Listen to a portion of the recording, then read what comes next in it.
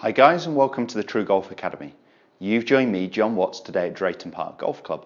I'm in my swing studio, and what I'm going to be filming a video on today is how to hit up on your driver for extra distance. Stay tuned to find out more. So as mentioned guys, what we're trying to achieve in this video is getting your driver on more of an upward angle of attack. What that's going to give you is more distance. There are a number of tour players striking downwards on the golf ball, but they're generating high enough club head speeds that they can get away with a downward angle of attack. They are still losing some yardage, but a lot of these guys are hitting it far enough that they're really trying to gain a little bit more accuracy, possibly hitting more of a fade shape. So the average on the PGA Tour is 1.2 degrees on the way down, but we know the real long hitters out there are still hitting up on it. So one of the keys to Justin Thomas's long drive is, he's not a big frame, but he still manages to hit that ball tremendous distances. He's hitting up on the golf ball by around 4.5 degrees with his driver. The long drive guys are hitting up on it by 6, 7, 8 degrees. So we know an upward angle of attack is definitely preferable for yardage, for distances. I'm forgetting about control at the minute. I'm just talking about generating more distance from our club head speed. And I've got a really simple exercise and drill I've set out here. So I've just taken the head cover off my driver and I've placed it 1 foot ahead of the golf ball. What I'm trying to do, and it's a really simple exercise, is hit the ball, miss the head cover. So I'm promoting more of an upward angle of attack. Now with the use of my GC2 and HMT monitor here, we are going to be able to get some data as to how much I'm actually striking up on the golf ball. But you'll see the difference in flight. You'll see this high launch, this low spin, this extra carry distance that you're going to be getting as well from hitting more upwards on the golf ball. So I've got 2 simple setup changes I'm going to try and make. The first one, to try and hit more up on the golf ball, I can do is position that ball a little bit further forwards in my stance. And I've talked about this before when trying to hit a high draw. If I move that ball more forwards in the stance, it does create a path that's potentially going more to the left. So I could counteract that if I didn't want to hit more of a fade shape. I could counteract that because we're going for distance and just close my stance and my body alignment a little. So counteracting the fact that the ball, I'd normally play it just inside my lead heel. If I now play it more of my instep, I can counteract that just by moving my body a little bit more to the right of the target for me as a right-handed golfer.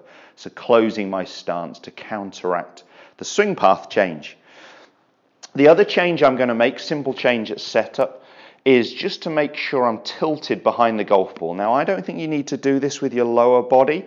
I think you can really tilt so your trail shoulder is lower than your lead shoulder, meaning I've started a little bit more behind the golf ball. I can feel a little bit more pressure onto my trail foot as I start, more like a 60-40 at setup. So tilt behind the golf ball so your trail shoulder is lower than your lead shoulder. My sternum is a good club head's width behind the golf ball here, so it's way behind the golf ball. It's really going to help me strike more upwards on the golf ball. The one technical change I could make if I wanted a swing thought, but maybe see how those simple 2 setup changes work for you first. If I was going to make more of a technical change, I would just try and feel like I stayed on my trail foot a little longer in the transition. So what I see with a lot of golfers is from the top of the backswing movement, there's a real shift of pressure, almost from 80% and 20% here on the lead leg. They shift at the start of the downswing, and I'm getting a lot of golfers doing this at the moment, a lot of faults where they shift their pressure all from their trail foot to their lead leg too early. So what we want to feel like we're doing is we're 80% at the top here, and we're staying back on that right side, on that trail foot a little longer. Pressure is actually still moving towards my lead leg, but I'm going from 80 here to 60, 70, 80, 90. So I'm not shifting pressure from 80% here to 80% there. So the feeling for me is that I'm almost staying back on my trail foot a little longer before actually starting to move through the ball towards the target. Let's give those a couple of things a go. So I'm going to click so you guys can see the ball flight. We'll get the numbers on the screen in a minute as well. Let's do those 2 simple setup changes. 3 if I do counteract my alignment. So I've moved the ball more forwards in my stance. I am going to counteract it by just closing my stance just a little bit, including my rest of my body. My shoulders are more important than my feet. But the other big thing at setup was just to tilt behind the golf ball with my upper body here. And the one technical swing thought is to just feel like I stay on my trail foot a little longer in that transition. Let's give it a go. A little bit hooky, but it was more because it struck towards the toe of the golf club. Let's hit one more of those, and we'll look at the numbers in just a second. I did still hit way on the way up of it. It was 4.7 degrees. Just not happy with the strike, so let me just hit one more of those. Considering a poor strike, you can still see, pretty decent distance. I think it ran out there to 277, and it wasn't a very good strike. Let's hit one more. Okay, stay on my trail foot that little longer before starting to really get through the ball.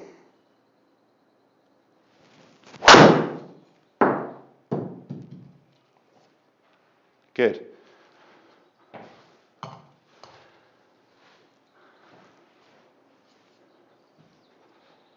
So better carry distance on that one, 250 as opposed to 240. Let's have a quick look at the numbers. I wasn't, again, loving the strike. It felt better than the first one. Just a little high out the head, but that's fine.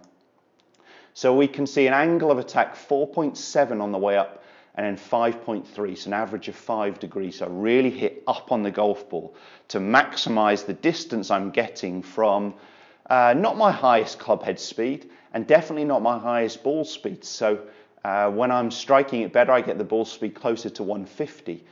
But considering a lower ball speed, the distances, the carry distance, especially that last one at 250 carry, from a ball speed of 142 is pretty darn good. What you can see is a really high launch angle, 18 odd degrees, and a spin rate that's down less than 2,000 revolutions. So a real high launch, low spin. You can actually see the rest of the data was pretty minimal on this one. I'm definitely getting that upward angle of attack that I was trying to achieve. I hope that video helps. If it does, give us a thumbs up. Make sure you subscribe to the channel for all the other content every Monday, Wednesday and Friday at 5:30. Do follow us on our social media platforms. All the info you need is coming along the bottom of the screen now. It's a great way to get in touch. Let me know videos you'd like to see me film subjects on, and I'll get around to filming those. Thanks guys, we'll see you soon.